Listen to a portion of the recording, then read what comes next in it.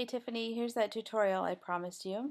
So I've got a photo that I've already color corrected, and as you can see it's huge by huge, so I'm just going to crop it real quick. I'm going to hit the C button and crop it to 7 wide by 5 tall. So okay. Then the next thing I'm going to do is add the little quote at the bottom, and that's actually a brush that I've already purchased and downloaded. It's from um, Rana Farr, and I think it's Rana Designs. Yeah, it is. It's Rana Designs, and it's under fonts.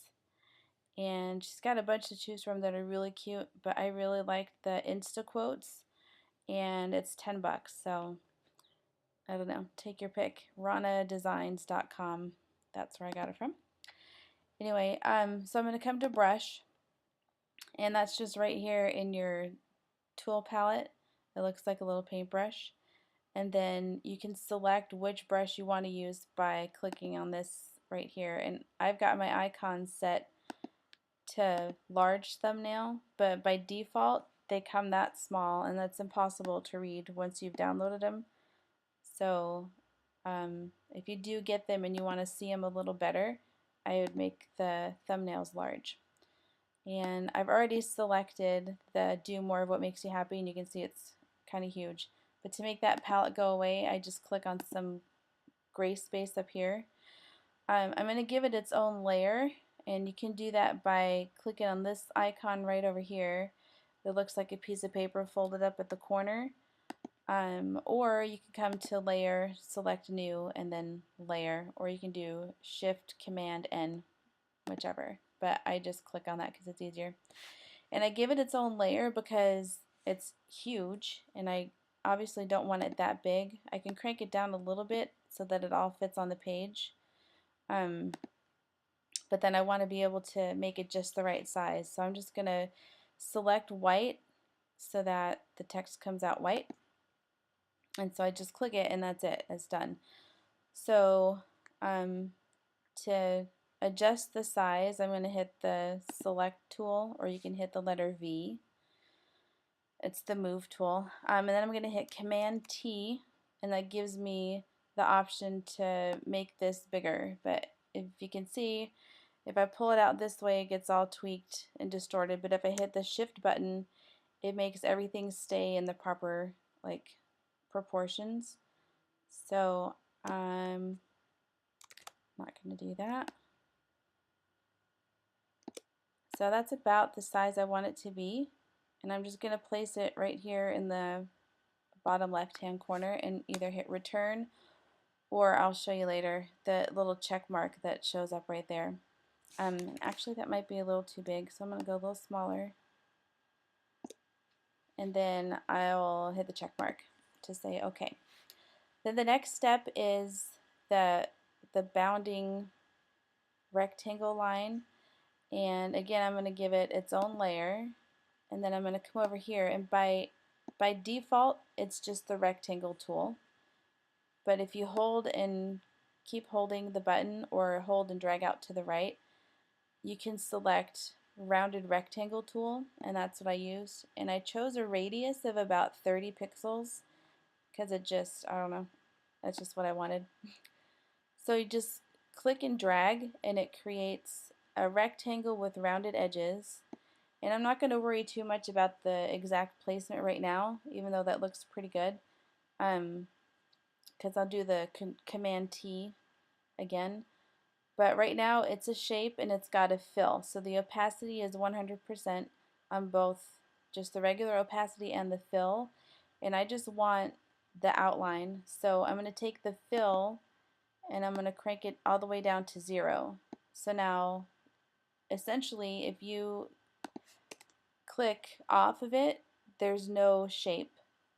But I'm going to come up to layer, layer style, and stroke, and I'm going to assign a stroke to it, but by default it comes up black. So if I just select this rectangle and come back over here with my dropper, I'm just going to select white because it's the same color that I used for my font.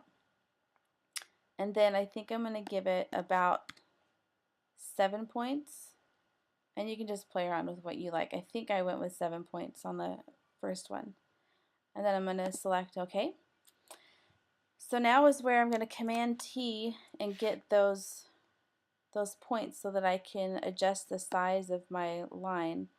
And I'm just going to line it up in the middle of the D, and then I think I'm going to nudge down a little bit with my arrow down. And let's see, I think I'll just make it a little smaller and bring this down. Okay, so it's about even on all sides.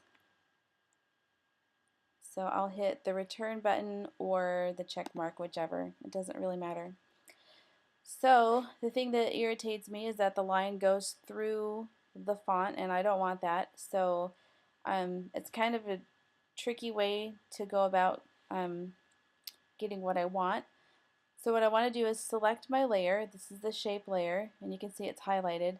Now if I were to just take the eraser and try to erase, it's going to tell me that either I can't do it with the, get the no sign, and then it's going to tell me to rasterize the shape.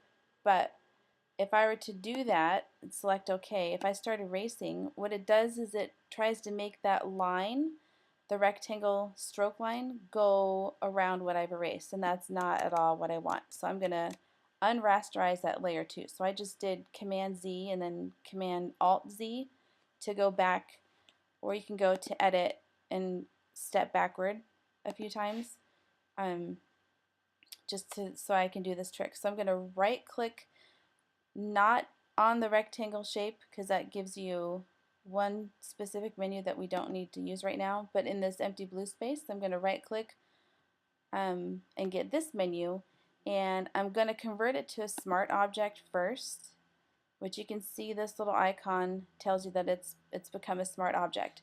So now if I go to erase, I'm getting the no sign again, which is okay. So if I just click anywhere, I get this error menu, and now it says rasterize a smart object, and yeah, I do. Now I want to do that. So now that it's become a smart object, and now that it's rasterized, I can take my eraser tool, just hit E, or select this eraser, and then I can just click and drag, and it's going to erase that line. So I'm just going to erase and try to make this space about the same above and beside the line. And you can also change your eraser brush. Right now I've got a circle. You can change it to a square, so that way you can just make sure that you're not getting a rounded edge. It's just going to be a square edge right there. Okay, so then the next step is to get the arrows on there.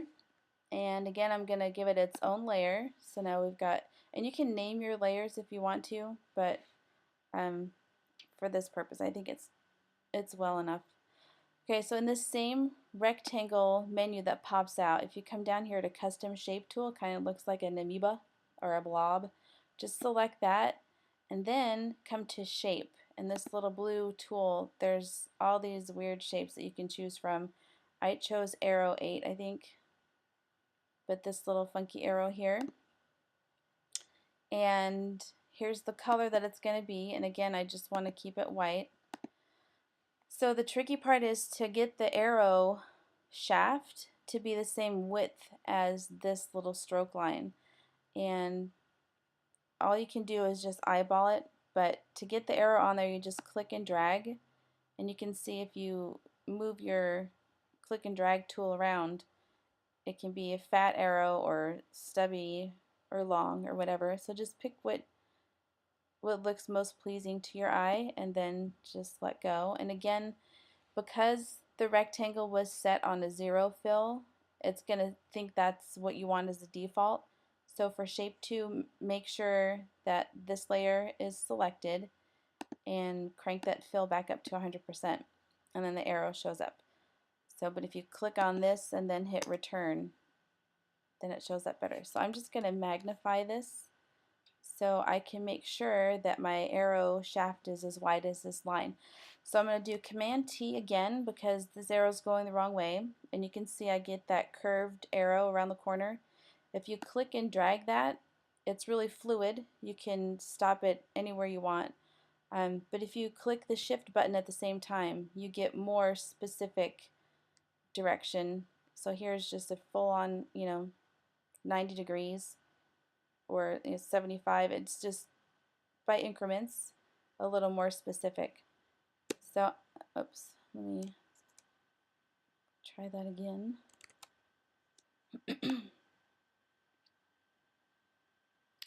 Okay, so there's 90 degrees. And then I'm just going to drag it down here to where I wanted it to be.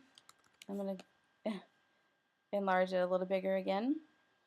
And it's still too narrow, so I'm just going to click and drag one of these points until I get the size I want.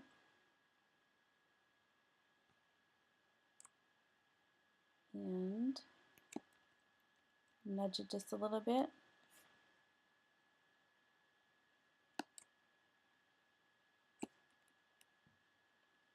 Okay, almost there. Alright, so that looks pretty good. And I'm just hitting Command and then the minus button, or the Command and plus.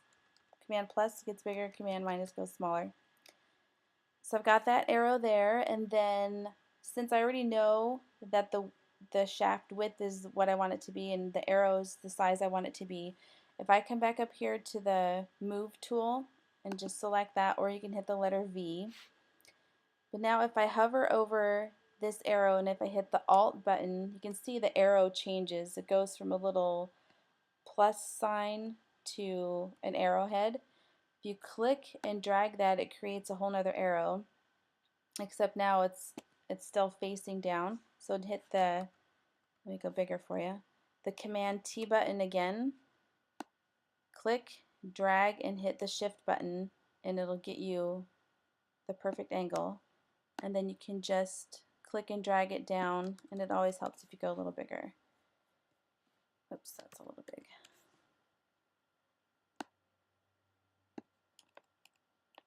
Then nudge it right into place